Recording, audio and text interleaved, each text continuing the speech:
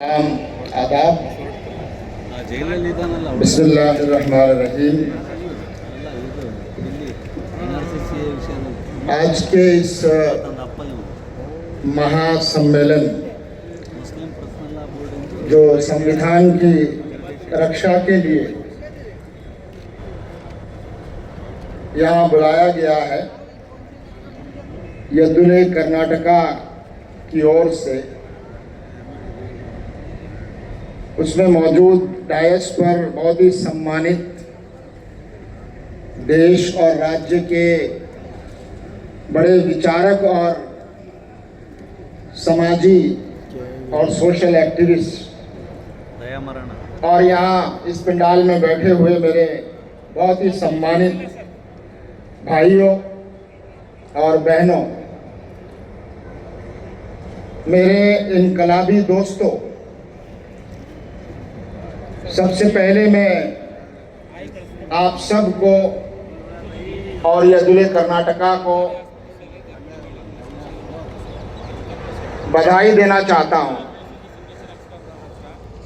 एक ऐसे ऐतिहासिक और हिस्टोरिकल इनिशिएटिव के लिए जो सिर्फ कर्नाटक नहीं बल्कि पूरे देश में एक हलचल और एक बदलाव की शुरुआत करेगा, मैं ऐसी आशा करता हूं।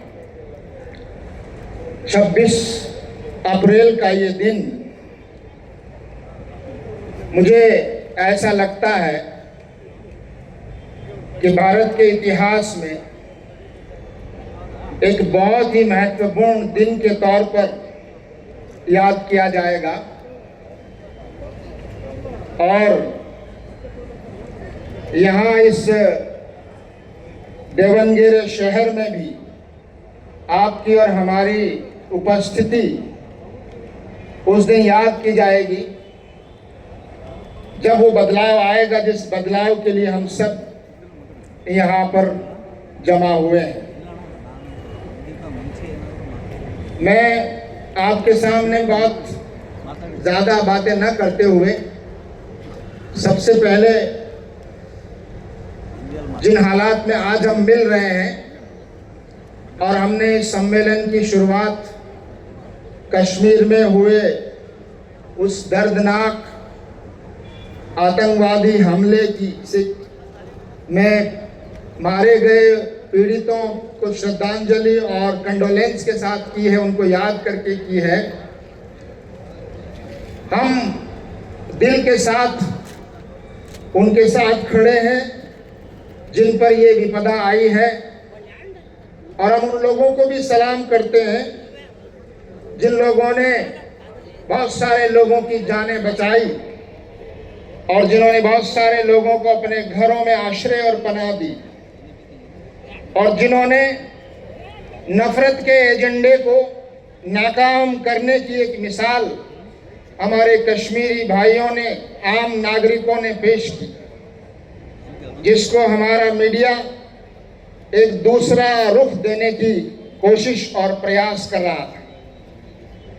मैं इस मौके पर यह भी कहना चाहता हूं कि ऐसी घटनाएं पहले भी हुई हैं और ये घटना फिर हो गई, लेकिन आखिर जो इस देश की बागडोर संभाले हुए हैं, जो इस देश की सीमाओं की रक्षा के लिए जिम्मेदार हैं, जो इस देश के नागरिकों की सुरक्षा और जीवन की रक्षा के लिए जिम्मेदार हैं और जिनको हमने ये दायित्व दिया है, क्या उनकी जिम्मेदारी नहीं है कि वो अपनी जिम्मेदारी और दायित्व निभाने में नाकाम हुए हैं? क्या ऐसे लोगों के हाथों में देश की बागडोर और कमान रहनी चाहिए जो देश की सीमाओं की रक्षा न कर सके, जो देश के नागरिकों की जान की रक्षा न कर सके?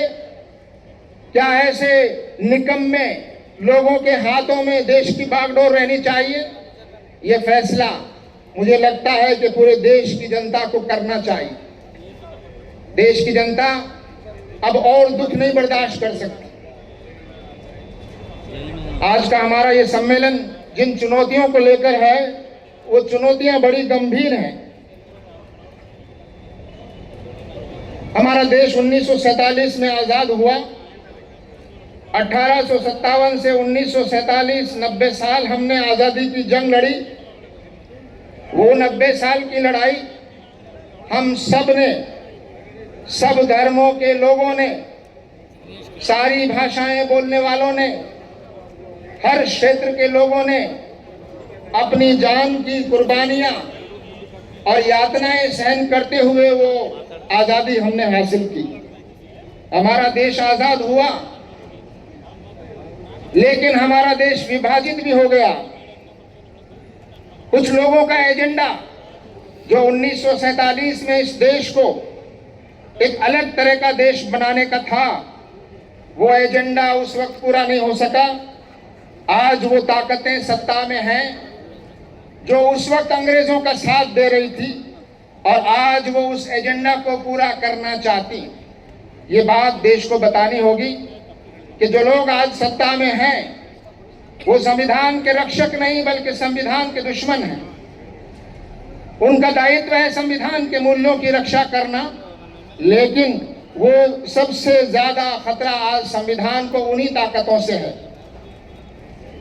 मैं इस मौके पर यह भी याद दिलाना चाहता हूं, सबसे पहला हमला, सबसे पहला आतंकवादी हमला देश की आजादी के बाद भारत की आत्मा पर जो हुआ, वो हमला 30 जनवरी 1948 का था। 30 जनवरी 1948 को महात्मा गांधी के शरीर को गोलियों से छलनी कर दिया। वो सिर्फ गांधी की इस शरीर की हत्या नहीं थी, वो भारत की आत्मा और भारत के संविधान की, जो बाद में बनने वाला था, उसकी हत्या थी। आज भी वो ताकतें जो अंग्रेजों का साथ दे रही थी, आज वो ताकतें हमारे देश में उन्होंने ऐसी परिस्थितियां पैदा कर दी हैं कि ये चुनौतियां हमारे सामने हैं। मैं ये अर्ज करना चाहता हूं, आज की चुनौतियां उस चुनौती से कम नहीं है जो चुनौती आज़ादी हासिल करने के लिए हमारे सामने थी। हमने 2 मर्तबा इस आज़ादी की लड़ाई को लड़ा है।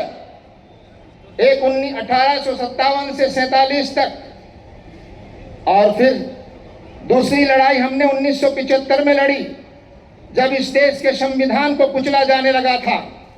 उस वक्त भी देश एकजुट हुआ। और आज ये तीसरी आज़ादी की लड़ाई है, जिस लड़ाई को आप और हमको, जिस संघर्ष को आगे बढ़ाना है।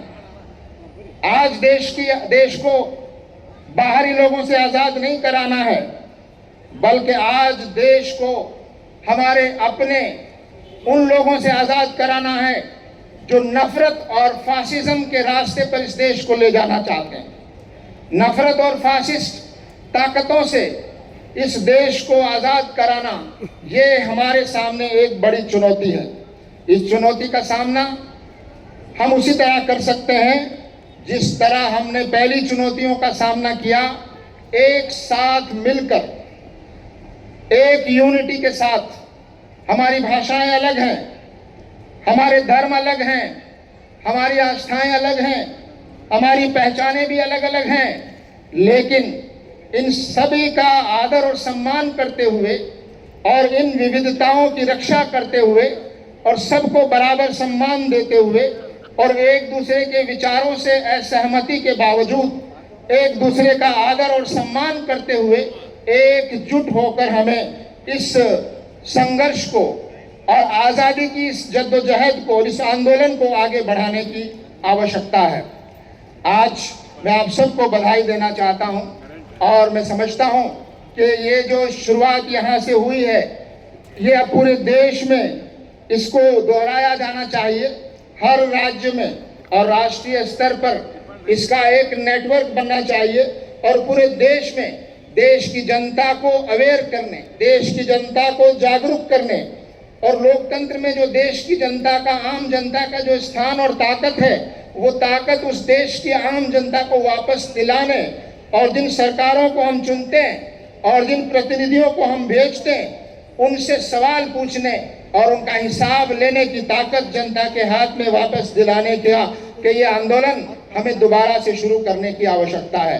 मुझे आशा ही नहीं बल्कि पूरा विश्वास है कि हम इस चुनौती का भी भली भांति मुकाबला करने की ताकत रखते हैं और हमें उम्मीद है और मैं ईश्वर को मानने वाला हूं और मुझे ईश्वर पर विश्वास है कि हमारे देश को वो ईश्वर गलत रुख पर नहीं जाने देगा, नफरत के रास्ते पर नहीं जाने देगा और हम जरूर इन ताकतों को नाकाम करने में कामयाब होंगे। आप सभी का धन्यवाद।